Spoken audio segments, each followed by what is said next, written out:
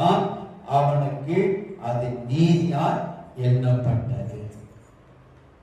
அவன் சரீர விதமா நடக்கணும்னு பார்க்கல, இல்ல வேற வழியில நடக்கணும்னு பார்க்கல. அவன் விசுவாசித்தான். யார் விசுவாசித்தான்?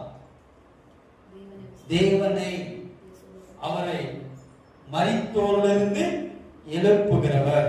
நீங்க அந்த சாப்டர் 4 வந்தீங்கன்னா 17 சொல்லுகிறது, அநேக ஜாதிகளுக்குள்ள தகப்பனால் ஏற்படுத்தி எழுதுகிறபடி அவன் தான் விசுவாசித்தவரும், அவரை விசுவாசித்தவர், அவர் தான் விசுவாசித்தவரும், மரித்தோர்கள் உயிர்ப்பிக்கிறவர், இல்லாதவர்கள் இருக்கிறது போல அழைக்கிறவர்.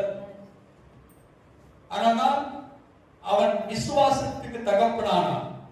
ஏன்னா விசுவாசித்தவரை யார் என்று நல்லா புரிந்திருந்தான். விசுவாசித்திருந்த தேவனை நன்கு அறிந்திருந்தான். அவர் மரித்தோரிலிருந்து உயிர்ப்பிக்கிறவர், இல்லாதவைகளை. அப்ப தேவனை இப்படி பார்த்தனால்தான் அவன் தான் சரீரத்தை பார்க்கல, சாராவுடைய கர்ப்பத்தை பார்க்கல, சாராவுடைய சரீரத்தை பார்க்கல, 100 years 90 years பார்க்கல. ஆனால் இதை சொன்ன இந்த தேவனை விசுவாசித்தான். நாம எல்லாம் நிறைய எப்படி செயல்படுவோம்னா நம்முடைய சூழ்நிலைக்கு ஏற்ற மாதிரி, இல்லைங்களா? சூழ்நிலைக்கு ஏற்ற மாதிரி நாம் வாழணும்.